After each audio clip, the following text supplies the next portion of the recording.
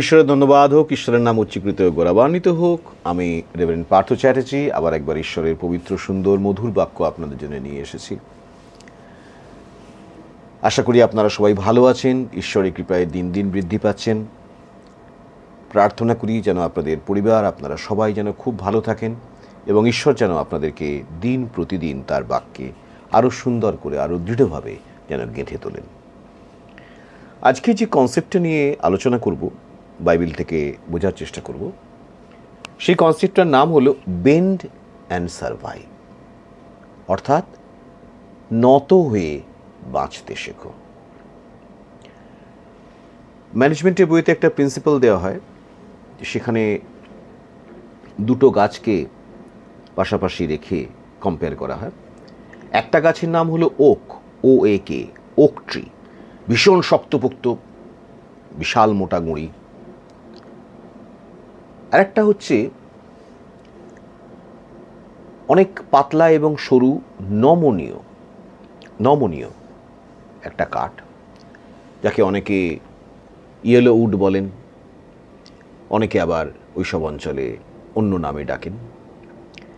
কিন্তু সেই কাঠটার বিশেষত্ব হলো, সেই গাছটার বিশেষত্ব হলো যে যখন ঝড় আসে তখন গাছটা একদম নুয়ে মাটি ছুঁয়ে ফেলে, তার মাথা মাটি ছুঁয়ে ফেলে, আবার ঝড়ের পর সে সোজা হয়ে দাঁড়ায়। আর ওক ট্রি বহুক্ষণ পর্যন্ত ঝড়ের মোকাবিলা করে, শক্ত হয়ে দাঁড়িয়ে থাকে, তারপরে নড়তে কোনো অনেক সময় মাঝামাঝি ভেঙে দুটুকরো হয়ে যায় ঝড়ের চাপে, অথবা মূল থেকে উখড়ে পড়ে। তাহলে যে নত হয় সে বেঁচে যায়, যে সব সময় শক্ত হয়ে দাঁড়িয়ে থাকার চেষ্টা করে তাকে পড়ে যেতে হয়। এই কনসেপ্টটাকে বেস করে আমরা যদি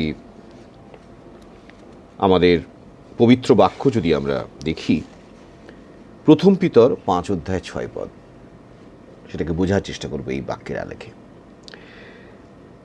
প্রভুর বাক্য বলেছে, তোমরা ঈশ্বরের পরাক্রান্ত হস্তের নিচে নত হও, যেন তিনি উপযুক্ত সময়ে তোমাদিগকে উন্নত করেন। যখন জীবনে ঝড়ঝাপটা এসেছে, যখন জীবন অনুকূল নয়, প্রতিকূল, তখন অনেক সময় ঈশ্বর আমাদেরকে নত করে দেন, আমাদেরকে নিচু করে দেন। সেই নিচু হওয়াটা মানতে আমাদের খুব কষ্ট হয়, অসুবিধে হয়। কিন্তু মনে রাখতে হবে যে ঈশ্বর আমাদেরকে সেই সময়টুকুর জন্য নত করলেন, বেন্ড করে দিলেন, কেননা তিনি জানেন যে যখন ঝড় চলে যাবে, উপযুক্ত সময় আসবে, তখন তিনি আবার আমাদের টেনে তুলবেন, আবার আমরা সোজা হয়ে দাঁড়াবো, আবার আমরা মাথা উঁচু করে দাঁড়াবো। কিন্তু যদি বিপদের সময়, ঝড়ঝাপটার সময় যদি আমরা মাথা উঁচু করে দাঁড়িয়ে থাকার সবসময় চেষ্টা করি, তাহলে অনেক সময় আমাদের বিশাল বিপদ আসতে পারে, আমরা ভেঙে দুটুকরো হয়ে যেতে পারি, মূল থেকে উপড়ে যেতে পারি। তাই ঈশ্বরের বাক্য বলছে, তোমরা ঈশ্বরের পরাক্রান্ত হস্তের নিচে নত হও, যখন তিনি যেমন রাখছেন সেরকম থাকা শেখো, সেরকম থাকার চেষ্টা করো, যেন তিনি উপযুক্ত সময়, যখন সময় পাল্টে যাবে, যখন সময় ফিরবে, তিনি তোমাদেরকে উন্নত করেন। তোমাদের নত অবস্থা থেকে আবার তিনি টেনে তুলে তোমাদেরকে উন্নত করবেন। এমনকি পূর্বে তুমি যতটা উন্নত ছিলে, কে জানে এবারে হয়তো তিনি তোমাকে টেনে তুলে আরও অধিক উন্নত করবেন, আরও অনেক কিছু দেবেন তোমাকে। তাই এই বেন্ড অ্যান্ড সারভাইভ প্রিন্সিপালটা শেখা আমাদের বিশ্বাসী জীবনে, খ্রিস্টীয় জীবনে ভীষণ দরকার। কেননা যখন ঝড়ঝাপটা আসবে, বিপদ আসবে, তখন যদি আমরা ঈশ্বরের পরাক্রান্ত হস্তের নিচে নত হতে শিখি, তাহলে অবশ্যই এই প্রত্যাশা আমাদের থাকবে, এই বিশ্বাস আমাদের থাকবে যে তিনি উপযুক্ত সময়ে আমাদেরকে উন্নত করবেন এবং আমাদেরকে আবার জয়যুক্ত করবেন। ঈশ্বরের ধন্যবাদ হোক, ঈশ্বরের নাম উচ্চীকৃত গৌরবান্বিত হোক।